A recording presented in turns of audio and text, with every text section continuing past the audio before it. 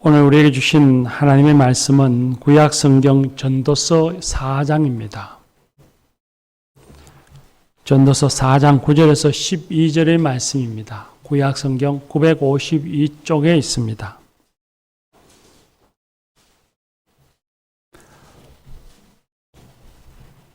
전도서 4장 9절에서 12절의 말씀입니다.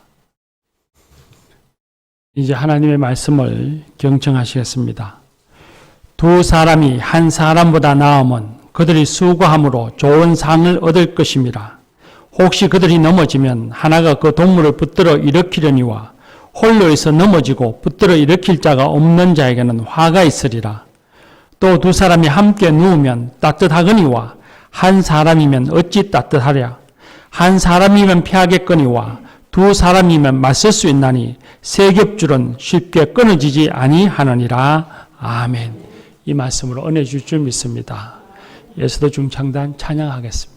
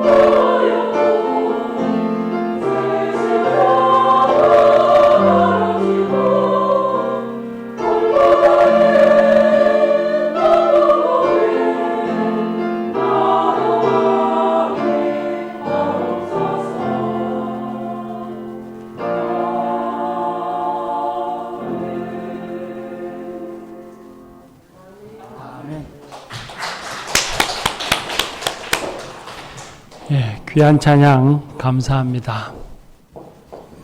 할렐루야.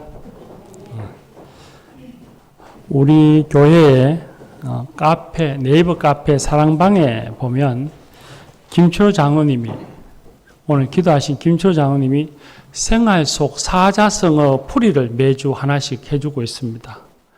여러분 들어가서 한번 꼭 읽어보시면 유익할 것입니다. 그리고 여러분들도 덕담이나 또 생활의 지혜나 또 신앙의 간증이 있으시면 그곳 네이버 카페 사랑방에 올려주시면 함께 나눌 수 있습니다. 그래서 그런 덕담 또 생활 속의 지혜, 신앙 간증들 꼭 함께 나눌 수 있기를 바랍니다. 사자성어 가운데에 합성삼패라는 말이 있습니다. 합성삼패, 합치면 이루고 흩어지면 패한다라는 뜻입니다.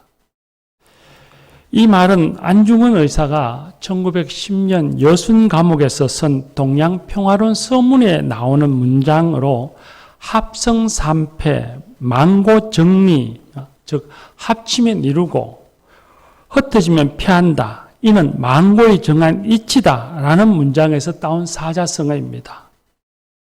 서울 남산의 안중근 의사 김용환 앞에 가면 돌에 새겨진 이거를 볼 수 있습니다. 합성삼패가 만고의 진리라고 하는 것처럼 합치면 이루고 흩어지면 패한다라고 하는 이 말이 만고의 진리라고 하는데 정말 역사 속에서 보면 이런 일들을 우리는 자주 볼 수 있습니다. 지금 또 러시아 침공으로 전쟁 중에 있는 우크라이나는 전쟁이 시작하면 5일 안에 러시아로부터 패망할 것이라고 모든 사람들이 다 그렇게 예측했습니다. 그런데 지금은 한 달 가까이 전쟁 중에 있고 잘 버티고 있을 뿐만 아니라 오히려 전세가 역전되어서 우크라이나가 도시를 수복하고 있다고 하는 뉴스가 흘러나오는 것을 들었습니다. 이처럼 예상 밖의 선전을 하는 이유가 전 국민이 하나가 되어서 외세인 러시아와 싸우고 있기 때문입니다. 합치면 이루는 것입니다. 상황은 좀 다를지 모르지만 반대로 작년 8월에 아프가니스탄이 탈레반에게 무너졌습니다. 무너진 이유가 무기가 없거나 물자가 없거나 또 사람이 없어서가 아닙니다. 여러 가지가 이유가 있겠으나 가장 큰 이유가 국민들의 마음을 하나로 모으지 못하고 권력을 가진 사람들이 자기 살 길만 찾아서 다 뿔뿔이 분열되었기 때문입니다. 흩어지면 패합니다. 이 사실은 사회적 국가적인 것에서만 적용되어지는 것이 아닙니다. 우리 신앙에서도 똑같이 적용되어지는 것입니다. 오늘 우리가 읽은 말씀에 보면 하나님께서 9절에 두 사람이 한 사람보다 나으면 그들이 수고함으로 좋은 상을 얻을 것이라 하셨습니다. 한 사람보다 두 사람이 함께 하는 것이 더 좋은 일, 더 큰 일을 이룰 수 있다는 것입니다. 그리고 그 이유를 말씀해 주시는데 10절에 보면 한 사람이 넘어지면 나머지 사람이 도와서 붙들어 일으킬 수 있지만 혼자 있으면 넘어져도 붙들어주고 일으켜줄 사람이 없기 때문이라 하셨습니다. 우리 신앙인으로서 신앙생활 할 때에 영적 싸움에서 늘 승리하면 좋지만 그러지 못할 때가 있습니다. 넘어지고 실패하고 신음할 때가 있죠. 그럴 때에 여러분을 찾아와 주는 사람이 있습니까? 그럴 때 여러분을 붙들어 주는 사람이 있습니까? 우리가 실패하고 신음할 때에 도와주는 친구가 있으면 일어서기가 쉽고 절망하지 않을 수 있습니다. 일어설 수 있는 용기와 힘을 가지게 됩니다. 우리가 성공하여 이길 때에 박수 쳐주고 우리 주변으로 모여드는 친구도 있어야 되겠지만 또한 우리가 넘어지고 실패하고 힘들어할 때에 진심으로 우리를 붙들어주고 일으켜주는 친구가 있어야 합니다. 11절 말씀에 보면 두 사람이 함께 누우면 따뜻하거니와 한 사람이면 어찌 따뜻하겠느냐 하셨습니다. 부부에 대한 이야기라고도 생각할 수 있겠지만 관계의 따뜻함에 대한 말씀으로 이해할 수 있습니다. 마음을 따뜻하게 해주는 사람이 필요하다는 말씀입니다. 신앙인이지만 우리는 살아보다 보면 근심 걱정에 우리가 압도당할 때가 있습니다. 근심 걱정에 꽉 무이게 되면 밥도 넘어가지 않고 잠도 안 오고 그런 경험들 우리가 간혹 하게 되죠. 그럴 때에 진심으로 안심하도록 위로해주고 또한 마음이 우울할 때에 함께 대화를 나누어 주고 그렇게 근심을 같이 져주는 사람이 있어야 합니다. 그래서 12절에 주님이 다시 말씀하시기를 한 사람이면 패하지만 두 사람이면 능히 당하리라 하셨습니다. 혼자서는 죄의 유혹과 시험에 쉽게 넘어질 수 있지만 믿음의 친구, 기도하는 친구와 함께 있으면 능히 이길 수 있다는 말씀입니다. 위기가 찾아올 때도 있고 최악의 상황에 직면할 때도 있습니다. 그때도 우리와 함께 있어줄 친구, 기도해줄 친구가 우리는 필요합니다. 오늘 읽지는 않았지만 8절 말씀에 보면 8절 말씀을 좀 어렵습니다. 이해하기가 어렵지만 쉽게 그저 풀어서 이해하면 어떤 사람은 자녀도 가족도 친구도 없이 밤늦도록 집요하게 일만 하는 외톨이가 되면 더 많이 가지려는 탐욕에 사로잡혀 있을 뿐 삶에 즐거움이 없게 되니 그것이 불행이고 그것이 헛된 것이라고 말씀하십니다. 평생을 노력해서 부를 모아서도 그 부를 함께 나눌 친구가 없고 가족이 없으면 그 사람의 그 모든 것은 불행한 것이다. 부유한 것이 아니라고 말씀하고 계십니다. 교우 여러분, 하나님은 우리가 개인적으로 일하기보다 팀을 이루어 일하기를 원하십니다. 하나님은 우리가 함께 할 때에 더욱 큰 일을 이루어 주십니다. 출애굽기 17장에 보면 출애굽한 이스라엘 백성들이 아말렉과 전쟁을 하게 되었습니다. 그때 모세는 여호수아를 불러서 이스라엘 군대를 이끌고 나가서 싸우게 하고 자신은 산에 올라가서 하나님의 지팡이를 손에 잡고 손을 들어서 기도했습니다. 여호수아는 하나님이 승리를 주실 것을 믿고 나가서 싸웠는데 모세가 손에 들고서 기도하면 이스라엘이 이기고 모세의 손이 피곤해서 손이 내려오면 아말렉이 이겼습니다. 그 모습을 옆에서 지켜보고 있던 아론과 훌이 돌을 가져다가 모세 아래에 놓고서는 모세를 그 위에 앉게 하고 아론과 훌이 양쪽에서 모세의 손을 붙잡고 해가 지도록 손이 내려오지 않도록 붙잡고 있었습니다. 그 결과 여호수아가 전쟁에서 완벽하게 완전하게 승리할 수 있었습니다. 아말렉과의 싸움에서 승리하는데 결정적인 역할을 한 사람이 4명이었습니다. 모세의 역할은 하나님과 백성들 앞에서 중보의 기도를 드리는 것이었습니다. 아론과 훌의 역할은 모세의 기도를 함께 돕는 것이었습니다.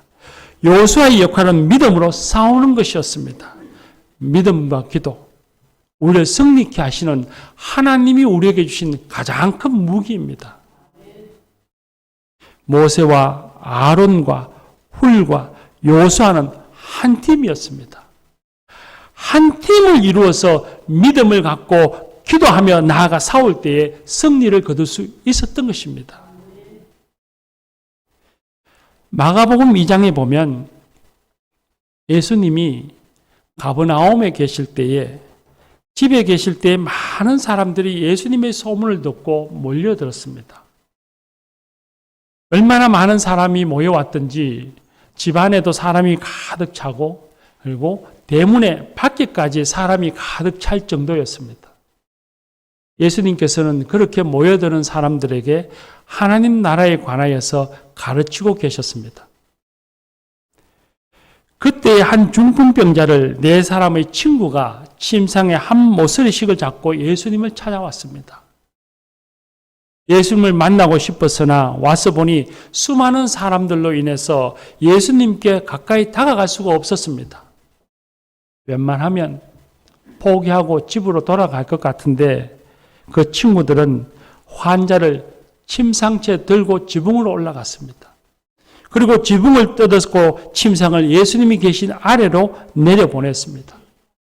예수님께서는 그 친구들의 믿음과 열정을 보시고서 중풍병자를 치유하시고 구원해 주셨습니다.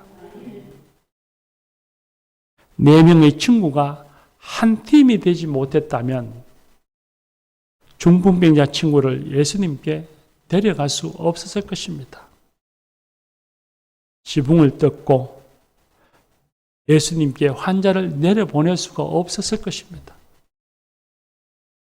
네 사람이 한 팀이 됨으로써 친구 중풍병자를 살리기 위해서 네 사람이 한 팀이 됨으로써 비로소 그곳에 하나님의 구원의 역사, 치유의 역사가 나타날 수 있었습니다. 교우 여러분, 우리는 그런 팀을 가지고 있습니까? 함께 기도하며 서로 격려하는 팀이 있습니까? 여러분들은 그런 팀의 일원이십니까? 우리에게도 우리와 함께 믿음으로 기도하며 서로를 도와주어야 할 동력자가 꼭 필요합니다. 제가 요즘 읽고 있는 책이 빅체인지 한국교회라는 책입니다. 미래 예측학자이기도 하고 또 총신대학교를 졸업한 장로교 합동측의 목사이기도 한 최윤식 박사가 쓴 책입니다. 한국교회 빅체인지라는 책입니다. 그는 말하기를 한국 사회, 아니 전 세계가 빅체인지 시대, 곧 큰 변화의 물결 속에 들어왔다고 합니다. 이건 이분의 그냥 허언이 아니고 진실로 그렇다고 생각합니다. 어제 뉴스에서도 월스트리트저널지에서 이제는 코로나와 함께 우크라이나 전쟁으로 세계화가 끝장나고 있다. 그렇게 뉴스를 들었습니다. 세계가 큰 빅체인지, 큰 변화가 지금 일어나고 있는 것입니다. 그런데 이 최윤식 박사가 말하기를 역사적으로 이런 큰 시대적 변화, 패러다임이 변화될 때에 교회가 무관하지 않다는 것입니다. 그 변화와 함께 반드시 교회도 함께 변화가 되어야지 변화되어지지 않으면 교회가 위기를 맞이한다는 것입니다. 그리고 이미 지금 빅체인지는 시작되었고 교회는 위기라고 말하고 있습니다. 우리가 위기라고 하는 것은 우리 교회 교단만 봐도 알 수 있습니다. 우리 교단의 교인 수가 2010년부터 매년 1%씩 감소되고 있습니다. 그리고 교회 학교는 더 빠른 속도로 감소되고 있습니다. 어떤 분은 그렇게 이야기할지도 모르지요. 교회가 있든지 없든지 나 하나 신앙생활 바르게 하고 성도들 각자가 신앙생활을 잘하면 되지 교회가 없으면 어때? 교회가 문을 닫으면 어때? 라고 말할지도 모르겠습니다. 근데 결코 그렇지 않습니다. 우리 사회에 교회가 아니더라도 선한 일을 하는 곳은 많이 있습니다. 예를 들면 월드비전이나 우리 교회가 돕고 있는 기아대책같이 이웃을 돕는 NGO들도 있죠. 또한 기독교 윤리실천위원회나 또 우리 교회가 돕는 디바인 영성연구소, 또 제가 속해서 있는 아신신학회 같은 우리 신앙에 도움을 주는 여러 기관들도 많이 있습니다. 그러나 교회가 없다면 우리가 예배 드릴 곳, 기도할 곳, 말씀을 나눌 곳, 이런 교회가 없다면 과연 우리가 예배를 드리고 기도와 말씀, 신앙적인 윤리를 지키며 살아갈 수 있겠습니까? 자신을 한번 생각해 보십시오. 내가 교회가 없어도 나 스스로 예배드리고 기도와 말씀 속에 살아가고 주님이 가르쳐 주신 윤리적인 삶을 내가 잘 살아갈 수 있다라고 확신할 수 있겠느냐고요. 나라와 민족이 없으면 우리가 보호받을 수 없고 우리의 정체성을 지키기가 쉽지 않습니다. 그것처럼 교회가 없으면 우리가 구원받아야 할 존재라는 것, 우리가 하나님의 자녀라고 하는 정체성, 우리가 예배자가 되어야 한다는 것을 점차적으로 까맣게 잊으며 살아가게 될 것입니다. 또한 우리는 자신 홀로 잘 먹고 잘 사는 것이 인생의 목적인 사람들이 아닙니다. 이것만 위해서, 나 혼자 잘 먹고 잘 살기 위해서만 교회 다니고 예수를 믿는 것이 아닙니다. 그렇다면 미신을 믿는 사람들과 우리와 별반 다르지 않을 것입니다. 신앙인들, 하나님이 세상을 창조하시고 다스리시는 주인이심을 믿는 믿음의 사람들, 신앙인들이 가지는 궁극적으로 바라고 소망하는 것이 있습니다. 그것은 바로 이 땅에, 이 세상에 하나님 나라가 임하는 것입니다. 세상의 모든 사람들이 예수님을 믿고 죄로부터 구원받고 우리가 살아가는 이 땅에 하나님의 평화가 임하여서 다툼과 차별이 없이 모든 사람이 함께 평화롭게 더불어 행복을 누리며 살아가기를 소망하는 것입니다. 이것이 우리의 소망입니다. 우리 그리스도인들은 이런 원대하고 큰 소망을 가진 사람들입니다. 그리고 이 소망을 이루어가기 위해서 주님이 주신 십자가마저도 우리는 기쁨으로 지고 가는 사람들입니다. 그런데 이런 거룩하고 복된 일을 소망하고 이루어가는 그 일에 전적으로 매진하고 힘을 쏟고 나아가는 최일선의 공동체가 어디에 있겠습니까? 바로 교회입니다. 한 사람의 생명을 구원하기 위해서, 그리고 온 누리의 사람들이 다 하나님의 평화를 누리며 살아가기 위해서 힘을 쏟고 전심전력을 다하여서 에너지를 쏟아부을 수 있는 공동체가 세상엔 교회밖에 없다는 겁니다. 그래서 교회가 건강하면 내 삶이 건강하고 사회가 건강하고 나라가 건강해지는 것입니다. 이런 건강한 교회를 위해서 우리는 기도해야 합니다. 교회가 하나님이 기뻐하시는 방향으로 나아가려면 가장 먼저 해야 할 것이 기도입니다. 구약 성경의 예언서를 보면 너무나 잘 알 수 있습니다. 교회를 위해 기도하는데 혼자 하는 것은 힘이 듭니다. 그저 한 번 하고 마는 것이 아니라 자신의 일생 동안 주님이 부르시는 그날까지 계속해서 해야 할 일이니까 지치기도 쉽고 또 포기하기도 쉬운 일입니다. 그러나 누군가가 함께 있어서 팀을 이루어 격려하고 서로 붙들어주고 함께 한 마음으로 기도하면 그 지친 마음도 포기하고 싶은 마음도 능히 이길 수 있습니다. 그때에 하나님이 우리 안에서 큰 일을 이루어 주실 것입니다. 우리가 한 팀이 되어서 서로 붙들어주고 격려하며 함께 한 마음으로 기도할 때에 우리가 이 어려움, 이 위기를 이기고 나아갈 힘과 지혜와 용기를 하나님께로부터 얻게 될 것입니다. 그래서 내일부터 항정 직분자들이 먼저 본이 되어서 기도하고자 하는 겁니다. 힘이 들더라도 꼭 참여하시고 함께 뜻을 모아주시기를 바랍니다. 기도하는 가운데에 하나님이 회개할 것을 가르쳐 주시고 깨닫게 하시면 함께 회개하고, 하나님이 가야 할 길을 보여주시면 서로 뜻을 모아서 함께 그 길을 결단해서 가는 것입니다. 이 일을 위해서 우리가 함께 기도하기를 바랍니다. 최윤식 박사가 말하는 것 가운데 한국교회의 문제 중에 하나가 물질적 풍요와 반비례해서 교회가 영적 침체와 교우들 간의 친밀감이 떨어졌다고 말합니다.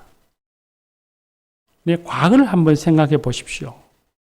과거에 우리 은퇴하신 연세 많으신 장로님, 권사님, 집사님들이 신앙생활 할 때를 생각해 보면 그때는 물질적으로는 참 힘든 시기였지만 그 어려움 속에서 교우들이 함께해서 함께 울고 함께 웃으며 신앙생활했고 그런 친밀함이 교회를 성장하게 하고 건강한 교회, 바른 교회가 되도록 이끌어 주었습니다. 그러나 지금은 어떻습니까? 서로 믿음의 가족이라고 말은 하지만 일주일에 한 번 얼굴 보는 관계, 함께 사역하지만 깊이가 없는 서먹한 관계, 함께 공유할 신앙 추억을 나눌 수 없는 그런 신앙의 추억이 없는 만남으로 이루어져 있다는 것입니다. 특히 코로나가 오면서 예배가 여러 번 나누어지면서 그리 크지 않은 교회인데도 한 달이 가도록 얼굴 한 번 못 보는 교우들이 있습니다.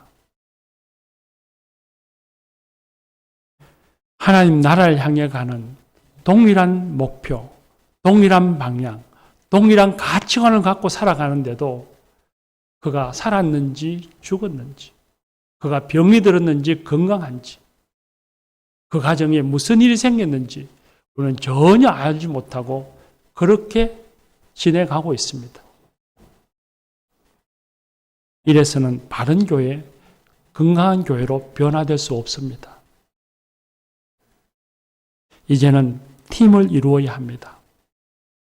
우리가 팀이 되어서 기도할 때에 기도의 힘을 얻을 수 있고 기도의 영향력과 기도의 경계가 점점 더 커져가고 더 큰 일을 위해서 기도하게 될 것입니다.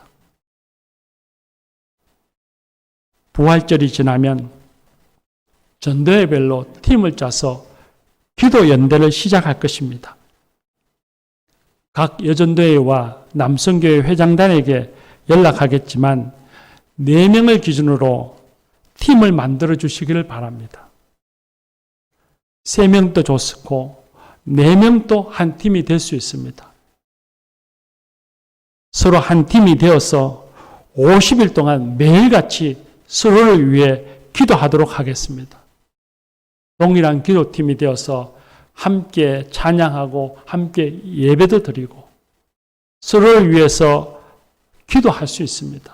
삶의 고민도 나누고 자신의 힘든 일도 나누고 기쁜 일도 나누며 비전을 나누어 기도하는 것입니다.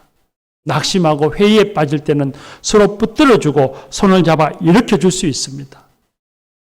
우리 교회만 위해서 아니라 한국 교회를 위해서, 사회를 위해서, 더 나아가서 세계 여러 어려운 이웃들을 위해서도 함께 기도할 수 있습니다. 힘을 이루어서 함께 가야 합니다. 이곳에 하나님의 역사가 임하시리라고 믿습니다. 제가 지난번 한번 말씀드린 적이 있습니다만 워싱턴 대학교의 교수인 노드니 스타트가 쓴 기독교의 발흥이라고 하는 책을 보면 기독교가 로마에서 공인되기 전에 이미 기독교가 많이 힘을 부흥되어지고 많은 이들이 예수를 믿는 그런 일이 일어났다고 하는 말씀을 드렸습니다. 콘스탄티누스 황제가 기독교를 공인하기 전에 이미 교회는 황제가 어찌할 수 없을 정도로 교회가 부흥되어졌고 믿는 사람이 많고 사회적으로 영향력을 가진 그런 신앙 공동체가 되었다는 것입니다.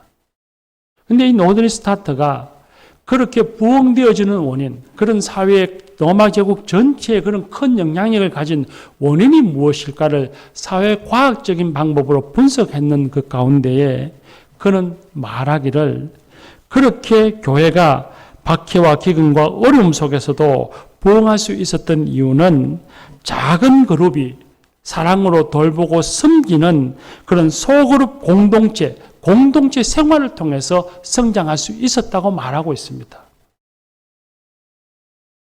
그가 쓴 글을 제가 한번 직접 읽어보겠습니다.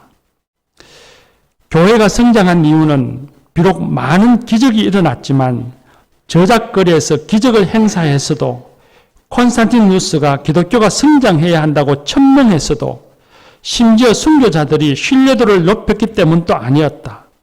기독교가 성장한 이유는 기독교인들이 치열한 공동체 생활을 했기 때문이다. 소그룹이 박해 속에서도 그 핍박 가운데서도 서로 돌봐주고 사랑하는 가운데 강력한 유대감이 생겼고 그리고 그 유대감이 교회를 부흥하는 원인이었다고 합니다. 그 소그룹의 강력한 힘이 어떤 큰 기적보다도 어떤 큰 권력자의 힘보다도 더 강했다고 말하고 있습니다. 기도합시다.